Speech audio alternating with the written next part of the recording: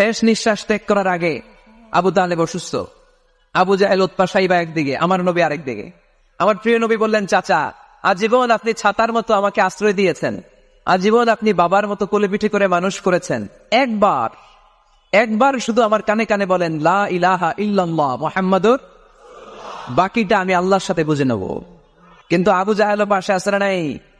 আবু জাহেল কয় না, আবু তালেব খবরদার, আজীবন যে শিরকি ধর্মের উপরে ছিল ওইটার উপরই থাক, বাপ দাদার ধর্মে চুনকালি মাখিস না।